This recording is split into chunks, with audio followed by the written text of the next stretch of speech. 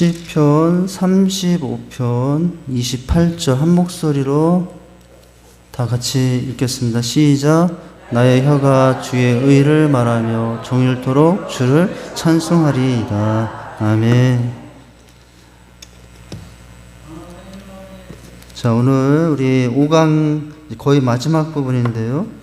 찬양은 예배의 꽃입니다 라는 내용이에요. 오늘 우리가 볼 내용은 자세에 대해서 봅니다. 자세. 찬양할 때 자세, 태도. 자세, 태도는 중요합니다. 자세, 태도를 보면은 그 자세와 태도 속에 무엇이 담겨져 있냐면 그 사람의 마음이 담겨져 있어요.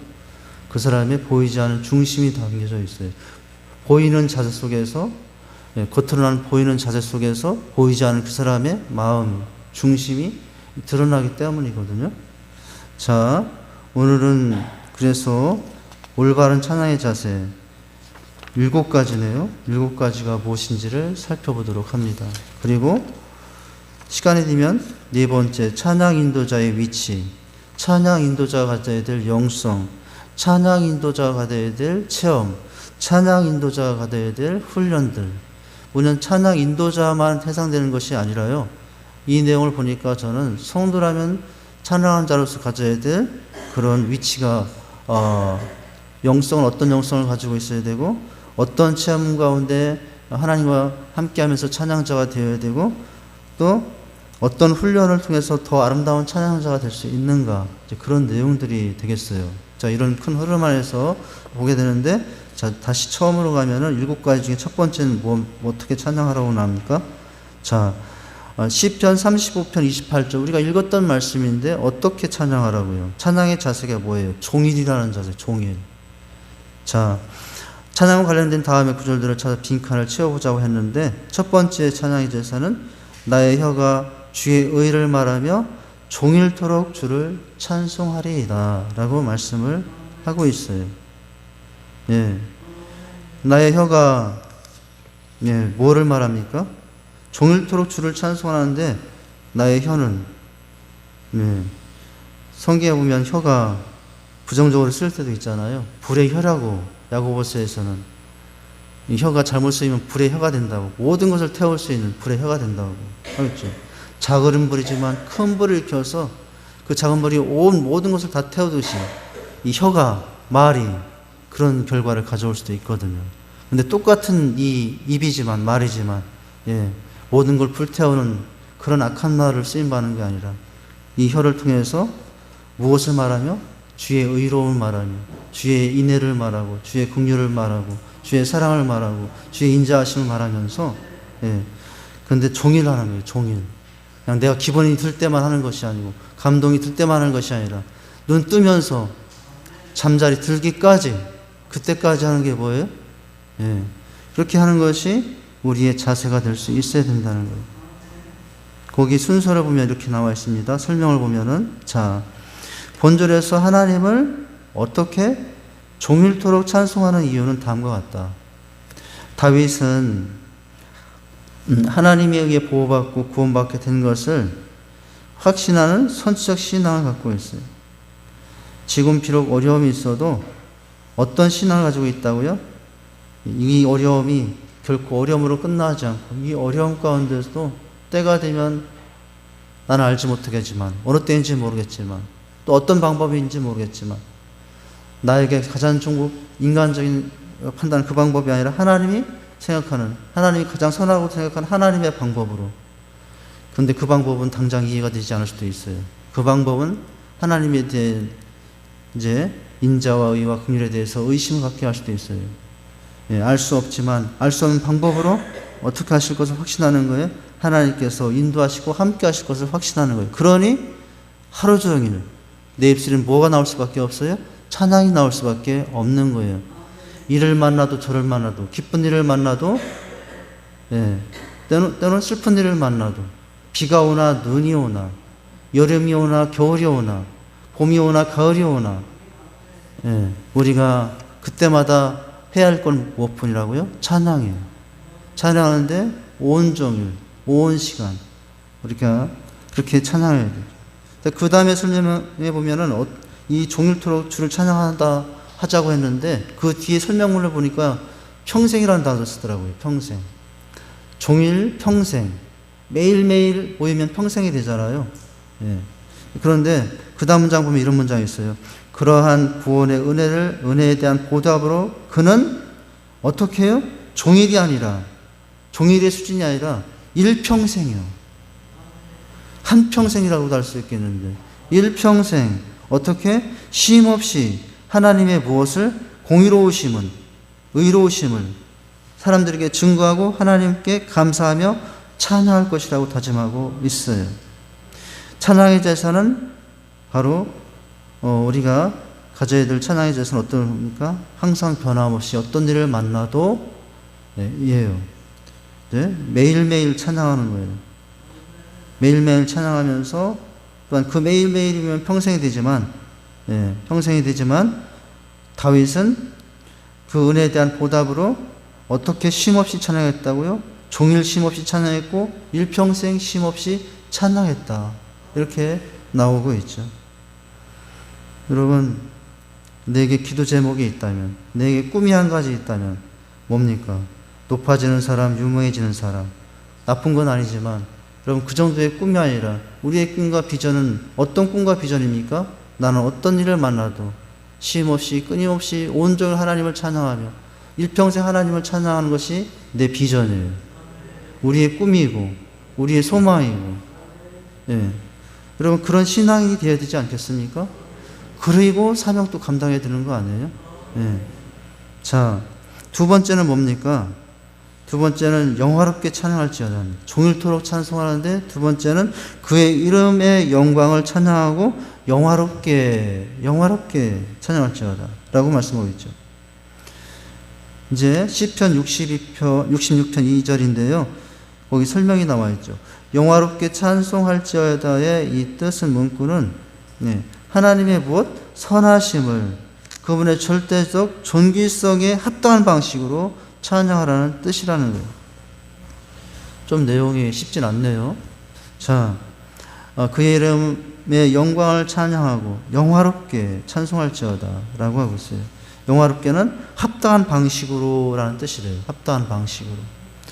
우리가 하나님을 찬양하는데 하나님의 존귀함을, 하나님의 그 위대하심을, 높으심을 합당한 방식으로 찬양한다면 그 방법은 무엇일까?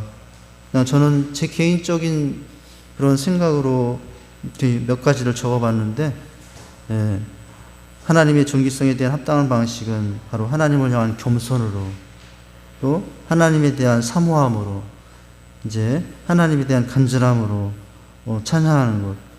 이 태도가 하나님을 영화롭게 찬양하는 합당한 방식, 모습일 것이라고 생각을 하고요. 자, 그리고 이제 세 번째는 어떻게 찬양하라고 합니까? 기쁨으로 찬양하라고 하죠. 기뻐 외치며라고 했죠. 자, 시편 71편 23절인데요. 여기 이 상황은 뒤에 보면 이제 노년에 따라고 나와요.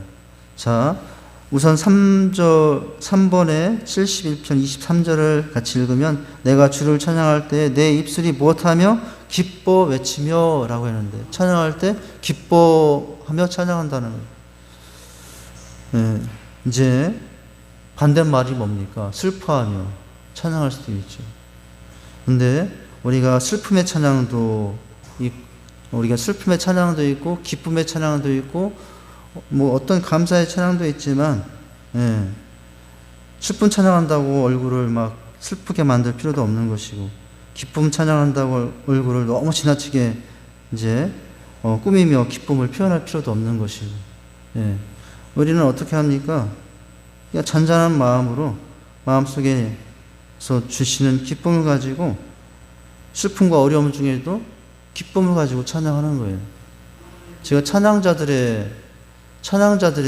인도자들의 모습을 통해서 은혜 받는 얼굴들이 뭐냐면은, 기쁜 찬양을 하든 슬픈 찬양을 하든 빠른 찬양을 하든 좀 느린 찬양을 하든 잘 아는 찬양을 하든 모르는 찬양을 하든 항상 그 얼굴에 잔잔한 기쁨에 있는 모습으로 찬양하는 모습들을 볼 때 제가 은혜를 받아요.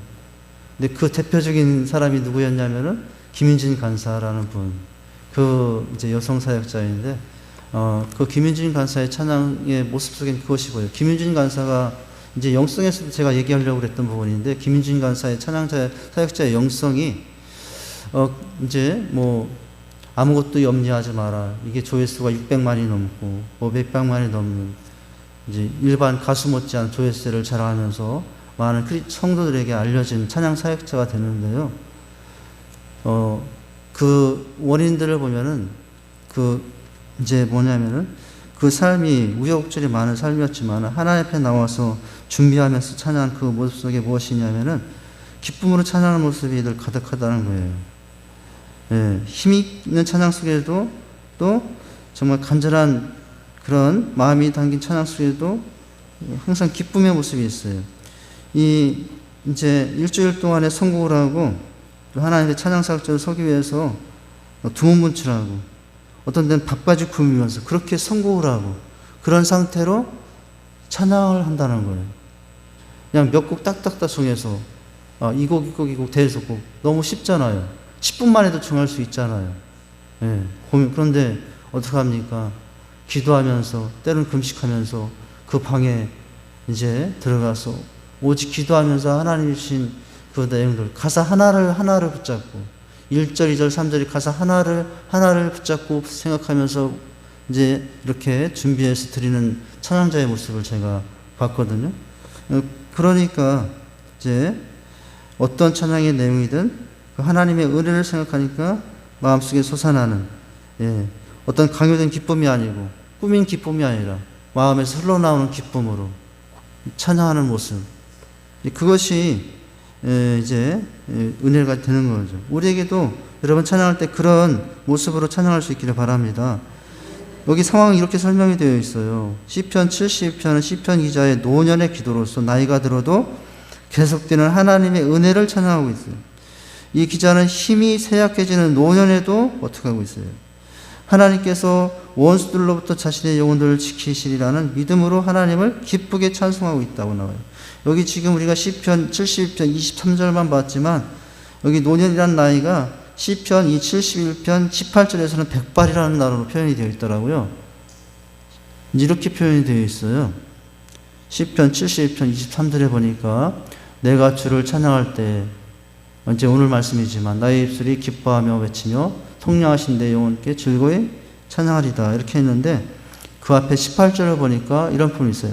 하나님이여 내가 늙어 백발이 될 때에도 나를 버리지 마시며 내가 주의 힘을 후대에 전하고 주의 능력을 장래 모든 사람에게 전하기까지 나를 버리지 마소서. 이렇게 이제 찬양한 부분이 나와요.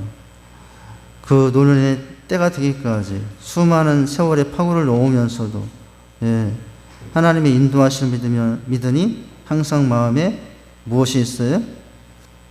겉으로 드러나는 생활의 우여곡절 속에도 항상 그 마음 깊이 온 깊이한 무엇이 있어요? 기쁨이 있는 것이거든요. 우리가 그런 기쁨으로 여러분 하나님을 찬양해야 될 줄 믿습니다. 네 번째는 어떻게 해요? 극진히 찬양하라 합니다. 종일토록 찬양하고 영화롭게 찬양하고 기뻐 찬양하며 또한 네 번째는 극진히 찬양할 것이요. 여호와는 광대하시니 극진히 찬양할 것이라. 왜 극진히 찬양하라고요? 원인은 하나님의 광대하심 때문이거든요. 하나님의 광대하심으로 극진히 찬양받으셔야 한다. 여러분 하나님의 광대하심, 하나님의 크심은 도대체 얼마나 크시고 얼마나 광대하실까요? 제가 이런 예를 한번 들어드리고 싶어요. 밤에 비치는 달빛도 보이고 별빛도 보이잖아요. 우리가 오늘 저녁에도 별이 뜬다면 별빛이 내 눈에 들어올 텐데 여러분 지금 요즘 우리가 보고 있는 그 별빛은 어느 때 별빛인지 아십니까? 지금의 별빛이 아니에요. 지금 비치는 빛이 나에게 보이는 게 아니라고요. 우리 눈에 들어오는 밤에 비치는 별빛들은 어떤 빛이냐? 수억 년의 세월 동안 오고 와서서 이 지구에 도착한 별빛이 오늘 밤에 비칠 별빛이라는 거예요. 하나님의 광대하심 거기에 다 들어있지 않습니까? 하나님의 광대하심이 얼마나 크고 넓습니까? 우리는 오늘 밤 보면서 저 오늘 밤 하늘에 비치는 그 별빛이 지금 저쪽에서 비치는 빛이 내게 온 곳이라고 생각하지만 여러분 우리가 매일 밤 어렸을 때 봤을 때 어느 날의 별빛도 다 어디에서 온 거예요? 몇 광년 전에 몇천 년 전도 아니고 몇억 년 전도 아니라 우리가 감히 생각할 수 없는 몇 광년 전에 저 먼 곳에서 비쳤던 빛 달려서 어느 날 지구에 와서 내 눈에 들어온 별빛. 여러분 하나님의 크기가 하나님의 광대하심이 이루 말할 수 없지 않습니까? 그러니 그 하나님을 찬양할 때 그 하나님을 찬양하는 자세는 어떻게? 극진히 라는 거예요. 한번 따라서 하십니다. 극진히. 예, 우리가 옛날 같으면 왕을 섬기고 뭐 누가 오면 극진히 대접한다고 그러지만은 하나님은 그와 비교되지 않은 분인데 세상에 세력 있는 누군가에도 그렇게 극진히 뭐 그런 모습으로 다가가는 것이 사람의 도리라면은 하나님은 더 이상 말할 도리가 없죠. 할렐루야. 조금 우리가 기지개를 한번 펴는 시간 갖도록 하겠습니다. 조금 더 오후 시간이라 조금 졸리기도 한데 자 손을 드시고요. 손을 드시고 기지개를 한번 피시겠습니다. 왼쪽으로 오른쪽인가요? 왼쪽으로 오른쪽으로 하나 둘 뒤로도 넘기시고 뒤로 넘어지시는 맞으시고 자 어깨도 한번 돌리십니다. 이렇게 돌리시고 반대로도 돌리십니다. 조금 잘 풀렸나요? 이제는 주무시지 않겠죠? 예? 그러시군요. 제가 어느 날 그걸 이해하게 됐어요. 눈 감는 분이 눈을 일부러 감으신 분하고 좋으신 분의 차이가 있어요. 눈을 지그시 감으시면서 들으시는 분들이 보여요. 저는 옛날에 오해가지고 내가 설교를 얼마나 못하면 저렇게 듣기 싫어서 안 들으려고 할까. 그건 제 오해고요. 어느 날부터 딱 보면은 아예 자는데 주무시는 분이 있고 눈 감는데 들으시려고 더 집중하려고 이렇게 지그시 눈 감으신 분들이 있더라고요. 지금 딴소리 했습니다. 못하다가 딴소리 했나 모르겠네요. 극진히 찬양할 것이라 했는데요. 설명 보면 이렇게 나와 있습니다. 설명을 읽었나요? 자, 다섯 번째는 어떻게 찬양하라고 합니까? 영원까지예요. 영원까지. 여호와 이스라엘의 하나님을 영원부터 영원까지 찬양할지어다. 여러분 아까 종일도 했잖아요. 아까 한평생에도 찬양하라고 했잖아요. 그런데 여기서는 말씀 보니까 어떻게 해요? 영원전부터 영원까지. 영원부터 영원까지 찬양할지어다라고 하고 있지 않습니까? 여러분 그 설명을 보면 이렇게 되어 있죠. 왜 그러냐면은 하나님은 알파와 오메가 되시는 분이기 때문에 알파와 오메가 되시는 분이기 때문에 영원부터 영원까지 존재하시는 분이기 때문에 여러분 그러니 그에 합당한 찬양은 영원까지 찬양하는 거예요. 찬양하는 거예요. 인간도 사실은 영생의 존재죠. 영생의 존재예요. 죽으면 두 가지를 영생합니다. 예수 안 믿으면 지옥에서 영생하는 것입니다. 예수 믿으면 천국에서 영생하는 것이고. 제가 이번 주에 형규하고 영접 기도하면서 백지전도법을 하면서 이 얘기를 설명을 했거든요. 형규야, 군대 가기 전에 오늘 같이 예수님 영접하자 하면서 사람은 영생의 존재란다. 죽는다고 땅으로 흩어지는 게 아니야. 그러면서 예수 안 믿으면 지옥에서 영생하고 예수 믿으면 천국에서 영생한다 하니까 눈이 갑자기 동그래진 것 같아요. 나중에 영접 기도까지 했는데 근데 지금 무슨 얘기를 하자고 하냐면은 이제 영원부터 영원까지를 설명드리다가 지금 말씀드린 부분인데요. 자, 이것을 생각할 때 뭐냐면 사실은 이것도 사실은 하나님에 대해서 범위를 좁혀놓은 거예요. 사실은 하나님은 영원이라는 시간 자체의 개념이 없으신 분이라고 할 수 있어요. 영원이 있기 전부터 스스로 있으신 분이고 언젠가 끝나실 분도 아니라 시간이 있기 전부터 여러분 하나님은 스스로 계셨던 분이에요. 영원이라는 시간은 사실은 인간 편에서 만든 단어일 뿐이에요. 하나님은 시간 속에 있는 분이 아니라 시간 밖에 우리가 생각할 수 없는 영원 전부터 영원까지 시작도 없고 끝도 없으신 분이 우리 하나님이신 줄 믿으시기 바랍니다. 여러분 하나님이 갑자기 어느 날 시작된 분이다. 그럼 하나님이 될 수 있는 분이 아니에요. 우리를 구원할 수 있는 이제 전능자가 될 수 없는 분이에요.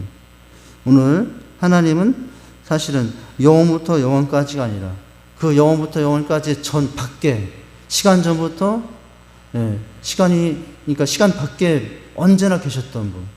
그러니까 우리는 하나님 어떻게 찬양한다고요? 영원부터 영원까지. 우리 존재의 범위 내에서 그런 거예요.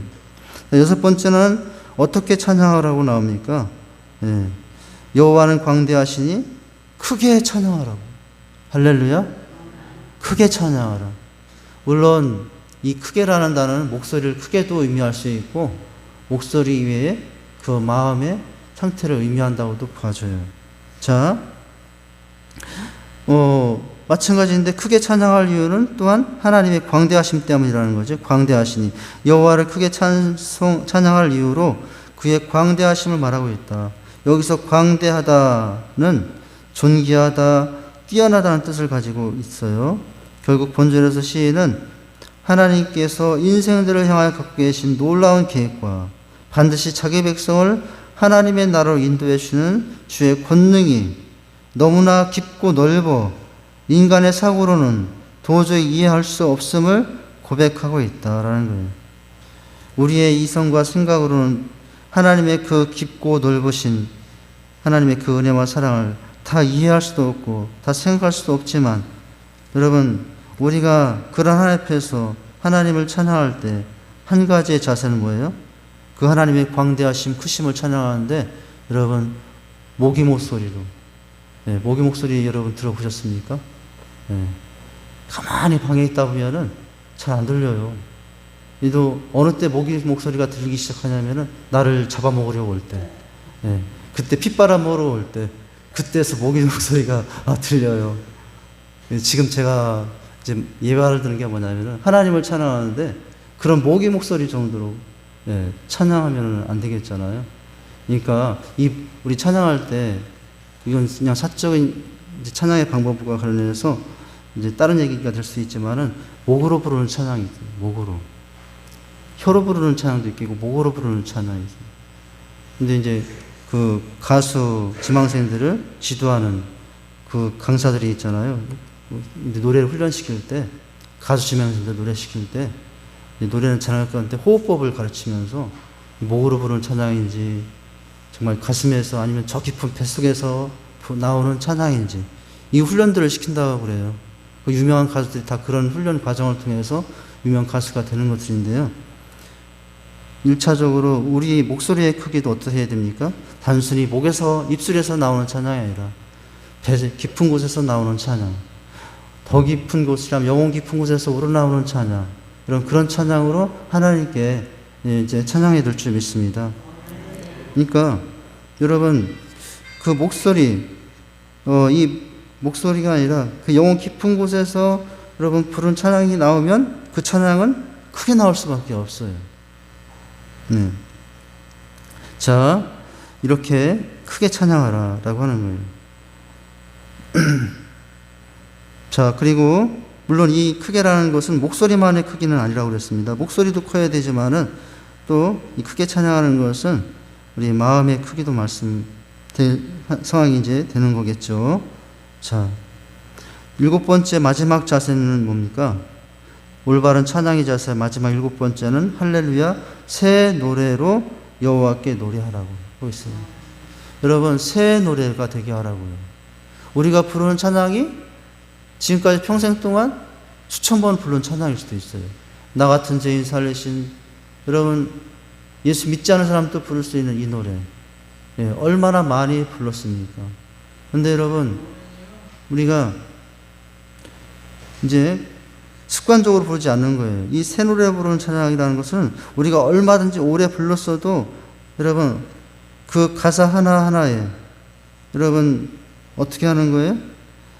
새 마음을 담아서 찬양하며 오늘 새로 처음 부른 찬양이 되는 거예요.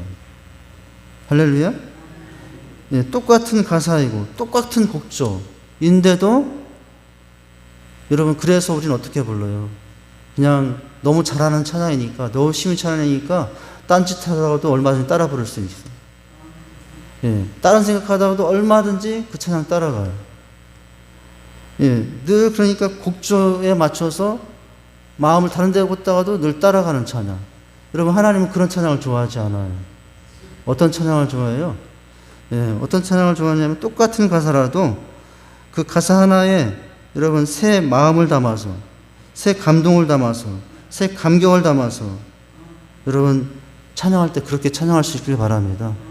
그 찬양은 새 노래가 되는 거예요. 오늘 여러분 우리가 예수님의 누르로 라는 곡도 불렀고, 사망의 그늘에 앉아 라는 곡도 불렀고, 빛의 사자들이여 라는 곡도 불렀고, 빛을 들고 세상 속으로 라는 곡도 불렀고, 근데 그 곡곡의 북들을 어떻게 불렀습니까? 그 찬양이 어렵든 쉽든 여러분 그 찬양 하나하나에 그 찬양 하나하나에 어떤 태도로 부르고 있죠? 마음을 담아서 새 노래로 기도하면서 부르는 찬양이 될 수 있길 바랍니다. 이 찬양은 너무 잘하는 찬양이야, 이 찬양은 너무 어려운 찬양, 그런 생각으로 찬양하지 말고요. 어떻게? 하나하나의 마음을 담아서 그 가사에 집중하면서 여러분 그렇게 부르시기 바랍니다. 그러면 어떤 찬양도 은혜가 되게 있어요. 그렇지 못하면 아무리 쉬운 곡도 은혜를 못 받아요. 그런 마음으로 부르면 너무 어려운 곡도 마음이 영혼이 담긴 찬양이 되면 은혜가 됩니다. 오늘 우리의 찬양에 대해서는 새 노래로 찬양하라고 했어요. 자, 본 시의 저작 시기는 포로 귀환 이후 성전을 재건하고 헌당한 시기 정도로 보여진다. 새 노래란 새로운 시대의 소망과 기쁨을 담은 노래를 가리키는데요. 성경의 다른 구절에도 하나님을 새 노래 찬양하라고 하는데 그 뒤에 보면은 요한계시록, 자, 요한계시록 5장 29절, 9절에서 20절, 여기도 뭐라고 그랬습니까? 새 노래로 노래하며 가로되 책을 가지고 그 인봉떼기에 합당하도다 라고 말씀하고 있죠. 여기 요한계시록은 어떤 책입니까? 요한계시록은 여기 특별히 5장은 이제 마지막 혼인잔치 가운데 공중틀림 가운데 예수님 만나서 천군 천사들과 함께 새 예루살렘에 입성하여 하나님의 백성, 구원받은 백성들이 찬양할 장면이 요한계시록 지금 5장의 내용이거든요. 거기에 보면은 어떤 예배가 하나님이 기뻐하신 예배인가를 이렇게 내용한 내용이에요. 근데 여러분, 그렇게 예수님이 어느 날 오셨을 때 우리가 공중들림 받아 신부의 옷을 입고 신랑 대신 주님 앞에 와서 천군 천사와 함께 여러분 그 주님 앞에 보좌 앞에서 우리가 다 찬양할 거예요. 그런데 어떤 노래로 찬양하라고 했어요? 새 노래로 노래하며 라고 하고 있죠. 근데 여러분 이때 새 노래는 어떤 새 노래일까요? 예수님 앞에 가서 그때 받은 신곡일까요? 신곡이라는 의미보다도 어떤 곡일까요? 뭐 신곡일 수도 있고 새로운 곡일 수도 있고 이제 오래된 곡일 수도 있겠는데, 새 노래를 노래하며라는 것은 뭐예요? 이 땅에서 주님 만나며 주님의 만남을 기대하면서 불렀던 달고 다르고 불렀던 노래지만 그냥 님이 아는 내부니까 입술만 움쩍이는 노래가 아니라 그 가사 하나에 나의 사연을 담고 가사 하나에 나의 기도를 담아서 그렇게 감동으로 부르는 찬양. 여러분, 우리가 마지막 혼인잔치에 우리가 이 땅에서 불렀던 수많은 노래들을 가지고 이 땅에서 누리지 못했던 감격을 가지고 주님 앞에 노래하게 될 거예요. 여러분, 그런 노래자의 모습으로 하나님을 찬양할 수 있기를 바랍니다. 이제 여기 새 노래를 노래하며 가로되 책을 가지고 그 인봉을 떼기 합당하시도 할 것이라고 하고 있는데, 이때 부를 새 노래는 오늘 부를 노래가 그날 거기서 부를 찬양일 수도 있고, 우리가 그 찬양뿐만 아니라 오늘 이 시대 이후에 우리 후대 시대에 나타날 수많은 새로운 곡들이 있을 텐데 그런 곡들이 될 수도 있겠고요. 자, 그러나 어떤 곡이든 오래된 곡이든 또는 새로운 곡이든 어떻습니까? 이미 잘 아는 곡이든 어려운 곡이든 어떤 태도가 중요하다고요? 하나하나의 마음을 담아서 여러분 기도하면서 하나님께 찬양하는, 그래서 그 찬양이 내 기도가 되고 찬양이 결단이 되고 그 찬양 가운데 그런 모습으로 나갈 수 있는 모습이 있기를 주님의 이름으로 축원드립니다. 오늘 우리가 자세를 봤어요. 오늘 여기까지 합니다. 7가지. 어떻게 찬송하라고요? 종일토록이에요. 어떻게? 영화롭게, 또 기쁨으로 극진히 찬양하면서 영원까지 크게 새 노래로, 이런 모습으로 하나님을 찬양하면서 이제 찬양의 임재 속에서 하나님을 더 가까이 만나고 또 은혜 속에서 더 이제 복되게 살아갈 수 있는 저와 여러분 될 수 있기를 주님의 이름으로 축원드립니다. 하나님 아버지, 주님의 은혜와 사랑을 감사를 드립니다. 오늘 무엇보다도 우리가 이제 찬양과 예배에 대해서 살펴봤습니다. 우리가 예배 학교를 진행 중에 특별히 찬양은 예배의 꽃이라는 내용들인데 우리가 어떻게 찬양할 때 하나님 기뻐할 찬양이 될 수 있는가를 살펴보았습니다. 하나님, 오늘 우리가 받았던 이 자세들이 우리 모두의 자세가 되게 하셔서 주님을 찬양할 때 주님이 더욱 영광 받으시는 찬양, 또 찬양 앞에서 우리가 더 새로워지는 찬양, 그렇게 나갈 수 있는 저희들이 되게 주시옵소서. 예수님 이름으로 기도하옵나이다. 아멘.